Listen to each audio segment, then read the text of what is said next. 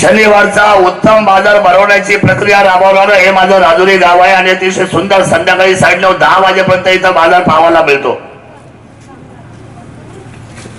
अतिशय उत्तम जडणघडण, शालेय संस्कृती असेल, इथला प्राथमिक आरोग्याचा विषय असेल, इथला शेतकरी आपल्या कष्टाने उभा राहिला असेल, इथली होंडेकरी असेल, इथला कॉन्ट्रॅक्टर असेल आणि कष्ट करणाऱ्या राजुरीचा भागातून मुंबई सगळ्या ठिकाणी असलेला आमचा व्यापारी वर्ग असेल, अशा पद्धतीने ही राजुरी घडली, वाढली, समाजाच्या उपयुक्त झाली।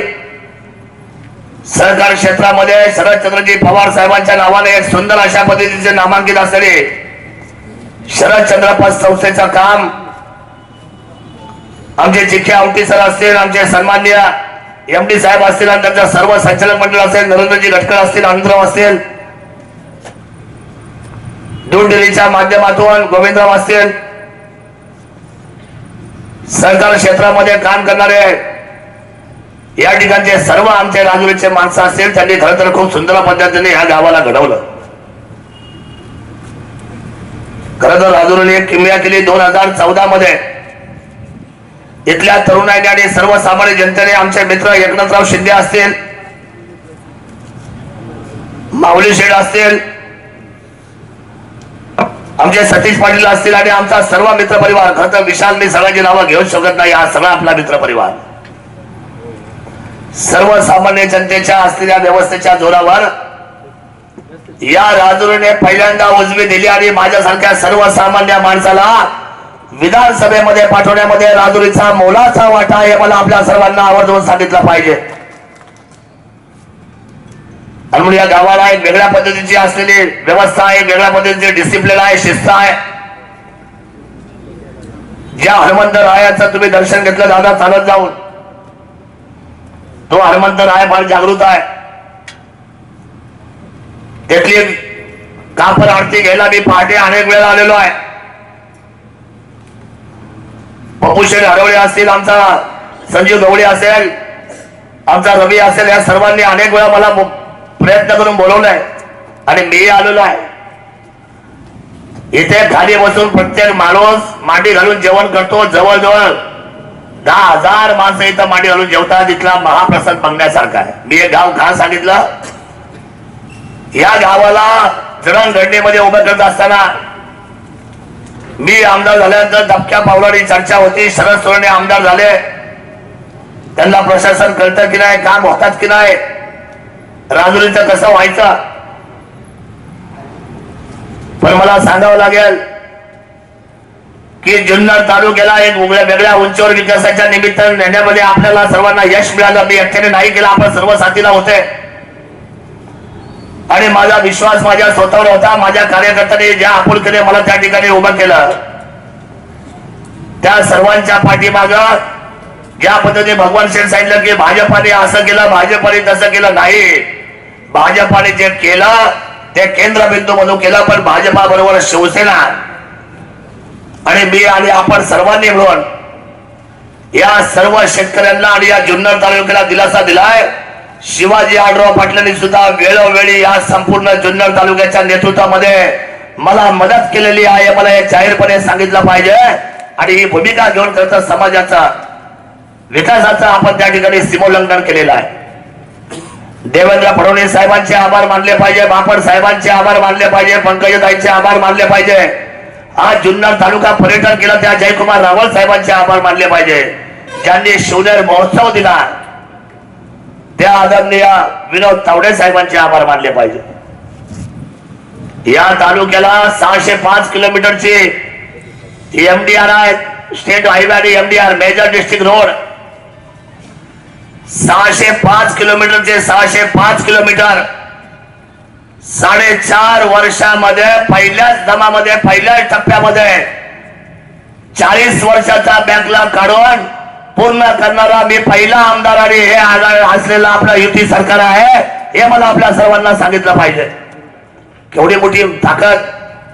मला नितीन गडकरी साहेबांचे आभार व्यक्त केले पाहिजे। सुंदर अशा पद्धतीचे दोन्ही नॅशनल हायवे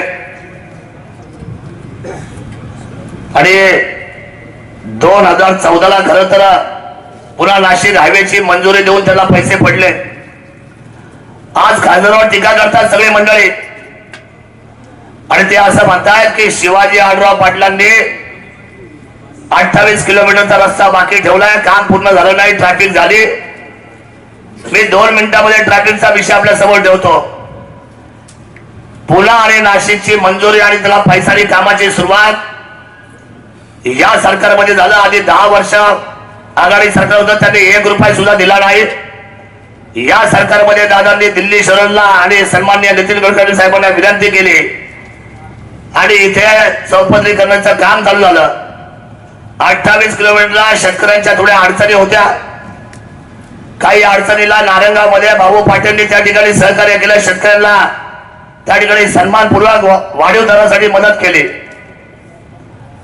खरं तर शेतकरी या पुन्हा पुन्हा जमीन घेऊ शकत नाही आणि म्हणून भूसंपादनाला वेळ गेला म्हणून त्या सगळ्या गोष्टी अडकल्या. परंतु मोठ्या मनाने एकदा कमीत कमी त्या नाशिक पासून तर आपल्यापर्यंत 129 किलोमीटर हे भारतीय जनता पार्टीने शिवसेनेने हा महामार्ग केलाय, याची जाहीरपणे कबुली विरोधकांनी दिली पाहिजे असं माझं ठाम मत आहे. त्याला तरी कौतुक करायला गेलाय आणि अडचण कुणाला येत नाही. अहो मी लग्न केलं, मला असं वाटलं लग्न फार सोपं आहे. अण्णा लग्न झाल्यावर कळलं पहिलं मुलगी झाल्यानंतर काय अडचण वाढली थोडी, माझी खर्च वाढला. मग दुसरी कन्या झाली, पुन्हा मला वाटलं की आता संसार सोपा आहे. मग मला कळालं त्या संसारामध्ये किती अडचणी आहे. लग्न झाल्यावर जसं आपली बांधिलकी वाढते तसं खासदार झाल्यावर कळतं किती अडचणी आहे. जो अडचणीमध्ये उभा राहतो आणि लोकांच्या समोर सामना करतो विनम्रपणे, त्यांचं नाव शिवाजी आढळराव पाटील आहे. मला आपल्या सर्वांना सांगितलं पाहिजे. यांना असं वाटतं बरं आहे खासदार शोभेचं पद आहे, आमदार शोभेचं पद आहे, खोटे नाटे आरोप करायचे. ट्रॅफिकचा मी आपल्याला सांगतो, ट्रॅफिक होते चाकणमध्ये जी ट्रॅफिक आहे तिकडून आलेला पूल चाकणच्या चौकात उतरतो की नाही उतरतो? कोणी गेला होता पूल? चाकणच्या चौकात पूल उतरतो, आंबेडकरच्या चौकात पूल उतरतो. हे दोन्ही पूल त्यावेळेला या ठिकाणी मुख्यमंत्री होते विलासराव, उपमुख्यमंत्री होते अजितदादा, पालकमंत्री होते अजितदादा, तिथले आमदार होते दिलीपराव मोहिते पाटील. स्थानिक माणसाचा पेट्रोल पंप चालावा म्हणून त्यांना अभय देण्यासाठी हजारो लोकांच्या जीवनाशी खेळलं हे सरकार. काय अधिकार आहे या आघाडी सरकारला आमच्या जीवनाशी खेळण्याचा? कित्येक माणसं आम्ही अँब्युलन्स मधून भरून दिले आणि जाता जाता चाकणच्या ट्रॅफिक मध्ये दगावले, कित्येकांचे कुंकू पुसले गेलेला जबाबदार कोण आहे? आणि ह्या आघाडी सरकारने ते पूल काय उतरायचं कारण आहे? स्वार्थासाठी, एखाद्या माणसाच्या व्यवसायासाठी. कोण इंजिनियर भेटला त्यांना असा पूल काढला आणि चाकणच्या चौकात सोडलाय, दुसरा पूल काढलाय तो आंबेडकरच्या चौकात सोडलाय. काय प्रकार आहे? आता 6 पत्रीचा डीपीआर तयार केलाय आढळराव पाटलांनी. केवळ 4 पत्रीवर थांबणार नाही हे सरकार. मी आपल्याला खात्रीने सांगतोय, मी त्याच्यामध्ये रोज अभ्यास करतोय, रोज पाऊल जमिनीवर आहे आणि रोज कामावर माझं लक्ष आहे. या पुन्हा नाशिकचं नुसतं चौपदरी पूर्ण करणार नाही ते, तर हे असलेलं महायुती सरकार 6 पत्रीचा सुद्धा अलायन्स करून सगळ्यात मोठा महामार्ग आपल्याला तयार करून दाखवले. मला आपल्या सर्वांना सांगायचं आहे, ही भूमिका आहे सरकारची. आणि या सर्वांनी खरं तर त्या ट्रॅफिकला जबाबदारी स्वीकारली पाहिजे. कशासाठी ते पूल खाली उतरवले? बैलगाड्यांच्या बाबतीमध्ये आढळराव पाटलावर टीका करतात. 307-3 असलेले गुन्हे वेगळ्या वेगळ्या पोलीस स्टेशनला आढळराव पाटलांच्या आणि शिवसैनिकांच्या नावावर ते गुन्हे आहेत. एका तरी राष्ट्रवादीच्या आमदार मला गुन्हा दाखवा. 42 पूल बांधलेत, घाट बांधलेत, 42 घाट बैलगाड्याचे कोणी बांधले? खरं तर हे 42 घाट याच्यासाठी बांधले का हा शेतकरी यांची यात्रा आणि यात्रेबरोबर सगळे व्यवसाय चालले पाहिजे. आमचा बेल भंडारा चालला पाहिजे, आमचा त्या ठिकाणी लिंबू पाणीचा व्यवसाय व्हायला पाहिजे, आईस्क्रीम व्हायला पाहिजे, भेळ, भजी, जिलेबी, भंडारा. छोट्या छोट्या गोष्टीमध्ये आमचा शेतकरी आणि आमचा व्यापारी त्या ठिकाणी उभा असताना आमच्या यात्रा मात्र त्या ठिकाणी या असलेल्या बैलगाड्यामुळे थांबल्या. आणि या बैलगाड्या कुणाच्या काळामध्ये थांबल्या हो? आपल्याला कल्पना आहे का? अहो आपल्याला कल्पना आहे का? अविनाची ठोकून सांगा या सगळ्यांना. बैलगाडा जो बंद झाला तो केवळ आघाडी सरकारच्या काळामध्ये झालाय. आणि म्हणून त्या सगळ्या गोष्टी शेतकऱ्यांच्या असलेल्या भूमिकेला ही सगळी मंडळी आता त्यांना असं वाटलं की बैलगाडा म्हटलं का शिवाजी आढळराव पाटील खूप नाव आहे आणि मग त्यांच्या नावासाठी ते घाबरले, ते गडबडले आणि म्हणून त्यांनी बंदी आणली. ठीक आहे, ते त्यांचं कर्म फेरतीलच. मला खात्री आहे की या शिरोळ लोकसभेमध्ये चौथ्यांदा ते निवडून जाणारच आहे. मी जाता जाता फक्त शेतीच्या बाबतीत 2 मिनिटं बोलतो आणि माझं भाषण संपवतो. माझी वेळ संपत आली. खरं तर वेळ कमी हातात आहे. मी परत पुन्हा आपल्या समोर येईल. काही लोक म्हणतात की भारतीय जनता पार्टी शिवसेनेला शेतकरी कळत नाही. माझं सांगणं आहे, ज्या लोकांनी 60 वर्ष सत्ता भोगली त्यांनी जर शेतकऱ्यांचं कल्याण केलं असतं तर गरिबी राहिली असती का भारतामध्ये? गरिबी हटवता नारा दिला कोणी? आणि मग गरिबी राहिली कशी? आज पुन्हा सांगितलं की आम्ही वर्षाला 72,000 रुपये देऊ गरिबाला. गरिबांची व्याख्या काय? 1 वर्षाला 10,000च्या खाली उत्पन्न पाहिजे. वर्षाला 10,000 म्हणजे महिन्याला किती झाले वाढणं? 800 रुपये महिन्याचा माणूस आहे का देशात? काय आम्हाला मूर्ख समजता का तुम्ही? आघाडी सरकार ह्या बोलबोलयाला कोण फसणार नाही. पहिलं सरकार आहे की ज्याने किमान 6,000 रुपयाची सुरुवात केली शेतकऱ्यांसाठी. आणि कांद्याच्या बाबतीमध्ये मी तुम्हाला प्रामाणिकपणे सांगेल, आपल्या तालुक्याची परिस्थिती माझ्या हातामध्ये आहे. मी परवा दिवशी बसलो होतो. आम्ही दिलीप वळसे पाटील आणि साखर संकुलामध्ये सगळे चेअरमन बसलो होतो. मी गेलो होतो या भागाने आणि मी त्यांना विचारलं, बाबा कसं काय चाललंय, काय वाटतंय कारखान्याचं? तर ते दबक्या आवाजात म्हटले, आम्हाला असं वाटलं होतं की या सरकारला कारखान्याचं काय पडलेलं नाही, पण FRP नक्की करून शेतकऱ्यांच्या हिताचा आणि कारखान्याचा धोरणात्मक निर्णय करणारा भाजप सरकार आहे, हुशारीचं सरकार निघालं हे सांगायचं काम त्या लोकांनी केलं. म्हणजे तुम्ही लक्षात ठेवा, ही पॉलिसी आणणारं सरकार आहे. राहिला विषय कांद्याच्या बाबतीमध्ये, तो कांद्याला अनुदान 2 रुपये किलो प्रमाणे जुन्नर तालुक्याला 2400 शेतकऱ्यांना 15 डिसेंबर पर्यंत 4,80,00,000 त्यांच्या खात्यावर जमा झाले. तुम्ही हवं तर विचारून बघा. आणि डिसेंबर पासून तर आतापर्यंतचे पैसे खासदार साहेब जवळजवळ 15 कोटी रुपये आले. आपण आता विचारलं. आणि म्हणून पंतप्रधान किसान योजनेमधून 6 एकरच्या आतमधील शेतकऱ्याला जुन्नर तालुक्यामध्ये पहिला टप्पा 2,000 प्रमाणे 6,500 शेतकऱ्यांच्या अकाउंटला जमा झालाय. त्याची किंमत आहे 1,30,00,000 रुपये. मला एक सांगावं, आपलं जे ठिबक सिंचन आहे त्याचे 12-13ला पैसे दिले का सरकारने? आधीच्या तिथे शेतकरी होते ना, दिले का? कोणी दिले? 12, 13, 13, 14, 14, 15, 15, 16 कुठलेही सवलत न घेता ठिबक सिंचनचे अतिशय जाणीवपूर्वक आणि जबाबदारीने पेमेंट करणार हे सरकार आहे. कुठल्याही पद्धतीची ती थकबाकी ठेवलेली नाही. आणि म्हणून माझ्या मायबाप व्यक्तीला सांगायचं आहे, शिवाजी आढळराव पाटलांच्या बाबतीमध्ये भीती तयार झाली या लोकांना. कशासाठी सांगतो तुम्हाला? एका शब्दात सांगतो आणि माझं भाषण आटवतोय. शिवाजी आढळराव पाटील पुणे जिल्ह्यामध्ये लागोपाठ 4थ्यांदा निवडून येणारे पहिले खासदार असतात. पहिले लक्षात ठेवा, त्यांच्या नावावर रेकॉर्डर आहे, पहिले खासदार. आणि मग विरोधकांच्या मनामध्ये भीती तयार झाली.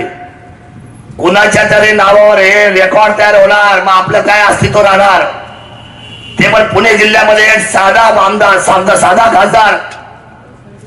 या शिरूर लोकसभेमध्ये एक साधा व्यक्तिमत्व, ज्यांच्या आई वडिलांना पार्श्वभूमी नाही, शेतकरी कुटुंबाचे आई वडील, गरिबीतून संघर्ष केला, व्यवसाय केले, कंपनी उभी केली, खूप लोकांना रोजगार दिले, सर्वसामान्यांच्या हितासाठी झटले. आपण सर्वांनी 1दा, 2दा, 3दा खासदार केलं हॅट्रिक झाली, पण चौथ्यांदा जर खासदार झाले तर शिवाजी आढळराव पाटील उद्या ज्या वेळेला केंद्रामध्ये मोदी सरकार येईल, शिवसेनेला 4 मंत्रीपद मिळणार आहे यावेळेला. समीर 4 मंत्रीपद, आणि 4 मंत्रीपदापैकी पुणे जिल्ह्यामध्ये सातत्याने 4 वेळेला निवडून चौकार मारल्याबद्दल 1 नंबरचे केंद्रीय मंत्री म्हणून शिवाजी आढळराव पाटील त्या ठिकाणी विराजमान होणार आहे. ही भीती विरोधकांना. त्यामुळे माझ्या मायबाप जनतेला विनंती आहे, बरं माझा स्वभाव तुमच्यापर्यंत आलेला आहे, 13 वर्ष मी काम करतोय ग्राउंड लेवलवर. कधी खोटं भाषण नाही, कधी कुणावर टीका नाही, चुकीचा बोललो नाही, कुणाबद्दल आसक्ती नाही, कुणाबद्दल मत्सर नाही. यशवंतराव चव्हाणांनी महाराष्ट्र उभा केला, त्या यशवंतराव चव्हाणांच्या मातीचे पायी आहोत आम्ही. बाळासाहेब ठाकरेंनी या हिंदुस्थानाचा अखंड वध ज्यांनी घेतला.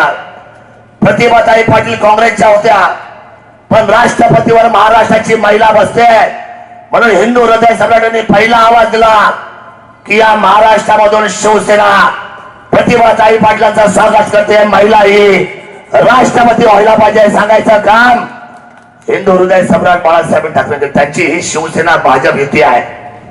या युती सरकारला आणि या युती शासनाला आपण निर्भीडपणे मतदान करा. उद्या मात्र आपण फॉर्म भरायला जातोय सकाळी 7 वाजता शिवाजी आढळराव पाटलांच्या नावाने. पण मी तुम्हाला सांगतो, केवळ शिवाजी आढळराव पाटील नाही, दादा नाही, शिवसेना भाजप आरपीआय रासप युतीचे उमेदवार नाही, त्याच्या पाठीमागं एक फार मोठी असलेली उद्याची लांब उडी मारायची आपल्याला विजयाची. उद्या आपण जो फॉर्म भरायला जातोय तो उद्याच्या भावी असलेल्या शिरोळ लोकसभेच्या केंद्रीय मंत्र्याचा फॉर्म भरायला जातोय. हे मला आपल्या सर्वांना सांगितलं पाहिजे. अधिकच काय बोलत नाही, आपल्या सर्वांसमोर नतमस्तक होतो, राजुरीच्या संपूर्ण ग्रामस्थांना हात जोडतो आणि असलेल्या कर्तृत्ववान आणि अनुभवी खासदारांना आपण मोठ्या डौलाने मतदान करा अशी अपेक्षा व्यक्त करतो. थांबतो. जय हिंद, जय महाराष्ट्र, जय शिवराय.